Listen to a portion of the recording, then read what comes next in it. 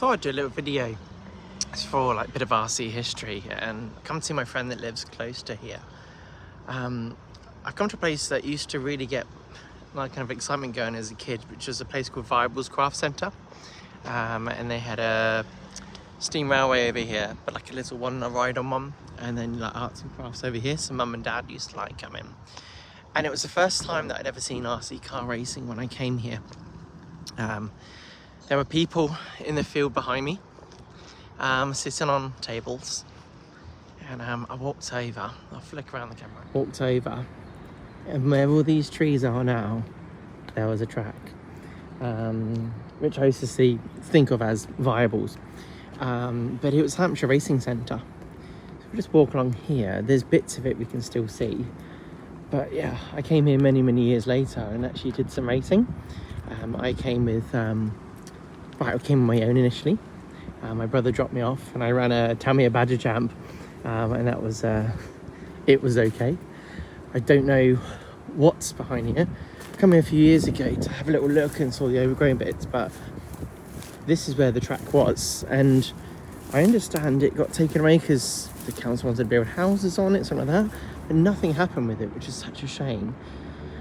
Flip down here, where I'm standing, there's an edge there, and this is a ramp, and there's I think the loop must have been across here, or maybe it was somewhere else, but there was like checker paint on the floor, and I remember I did some painting when I was a kid, so this is part of the,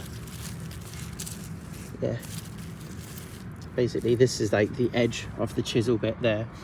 Obviously for those that aren't really into racing, they were like whatever, but it's kind of cool. At home, got lots of pictures, so I'm gonna pop some pictures up, but yeah, you can see the ramp there. And then you had the jump section, which is over here. So there's, it's hard to see from here, but you see there's a divot there, and then there was a big moundy bit, and you could jump out. It was really cool. Don't know how much further I can go over here.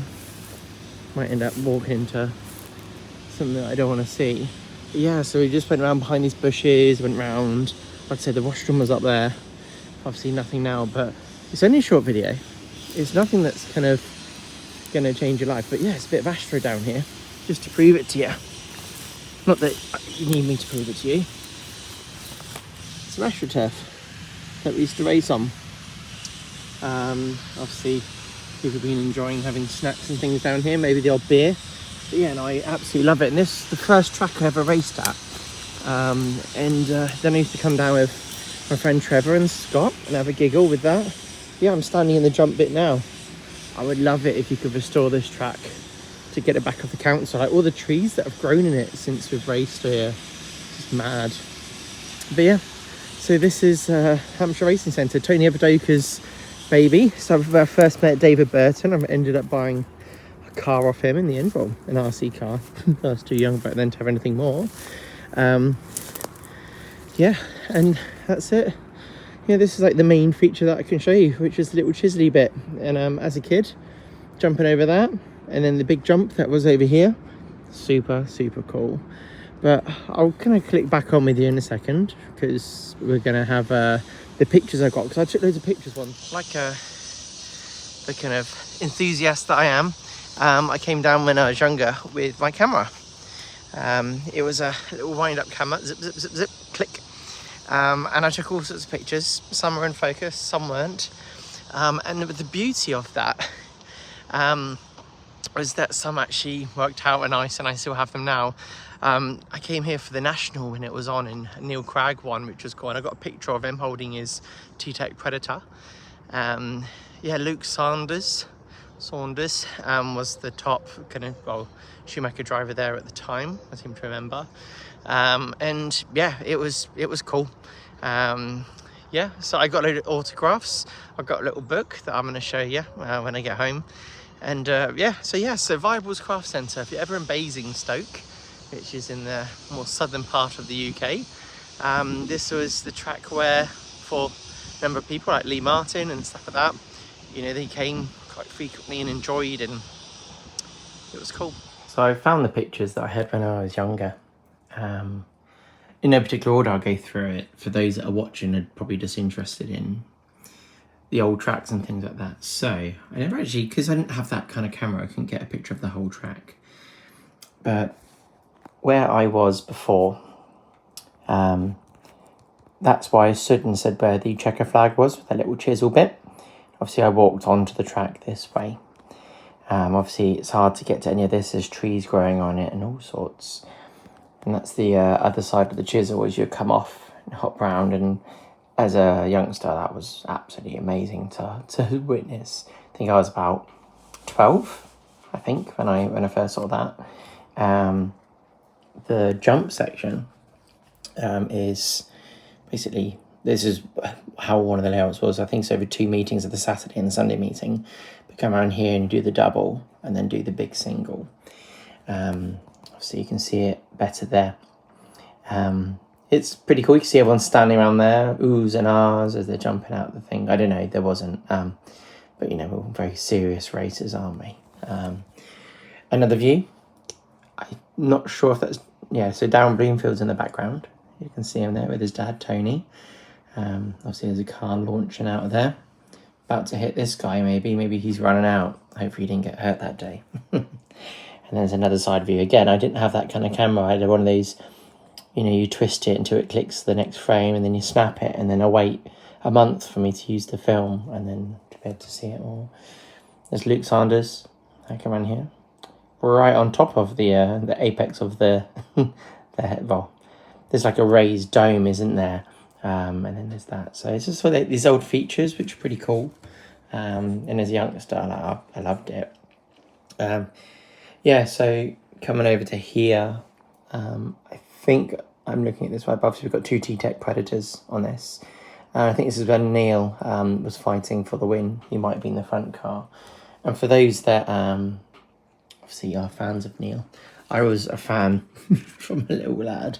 So there's Neil. Then he was, I think, 16, maybe 17, standing in front of the baked potatoes, hot dogs, and sweet corn. I think at Vivals. I made one. I was like, oh, can I have your picture, please? I actually have his autograph as well. And then there's a picture of inside his Predator. I actually sent these to Neil the other day. Obviously, he's just retired from racing now. But so it feels on topic to show this. And then as a youngster in my shed, as inspiration, I'd have a picture of his car with his 5 spokes on, which was cool. He was all right for me to take pictures of it at the time, so that was super cool. And I'm glad I did now, you know, looking back at that. But yeah, other pictures I quite liked to see. So you got the starting bit for qualifying. So then got here, like, who's in the background? Do you recognise any of these? I recognise a few of them, but some of you that are older than me will probably recognise them. You know, who are these people in the background? I think it's like Luke Sanders' dad there with the Schumacher t-shirt on the left. But then you got Team Lacey t-shirt with the pink writing. So that's pretty cool. Don't know who these people are, but yeah. Leave a comment below, like, if there's anyone you recognise in the pictures. Like in here, you've got Mossy and Richard Cree. So there's Richard Cree there, the world famous. Simon Moss, looking cool with his glasses on. Who else down here? That's Ellis Stafford, isn't it? Is it? It's like you, Ellis. Yes, it's pretty cool. Obviously, it's the UK national scene. Again, there's Darren Bloomfield there, like I showed you before, and also Darren's just here. And obviously everyone's waiting, lined up, ready to go and watch it, so you can see a bunch of people there. Who else is here? So yeah, so that's Scott Wyman. Not Scott, Stuart Wyman, sorry. In the white, I'm guessing. Is that Stuart? I don't know. Scott can tell me that. And then I think that might be Steve Brook in the black. In the blue, I'm not sure. Is that Tony Bloomfield? And then obviously, yeah, you've got all these other people over here. It's mad how such a bad picture, and at the time I didn't know who these people were. Yeah, let me know if you had any of these pictures, because I had so much fun looking back at these. We need to bring back our white t-shirt with the Schumacher logo in the centre, don't we? So, yeah, if you're in any of these pictures, leave a comment. This is the car that I was kind of obsessed with at the time because it's a British made car. I always wanted to get a Schumacher. I eventually got one off Roger Mills, which was this one. So I raced that a little bit. No jogging. Yeah, so I was thinking I should paint up a body shell similar to what Luke has on here. I'm sure he won't be too offended. But yeah, so that's his Fireblade. Bit of a carbon fibre with a brown carbon going through, which is cool. I love it when I see bits of old brown carbon. Yeah, many holes in that shock tower to deal with. So yeah, pretty exciting times. But yeah, let me know what you think of it all. But one reminder is, look at the tables they're on. Robin Schumacher likes to use this table. It's one of the picnic tables with built-in chairs, and that was so common back then. You rarely see them now. They wouldn't take my weight back then. I was not many kilos. Now I'm many kilos.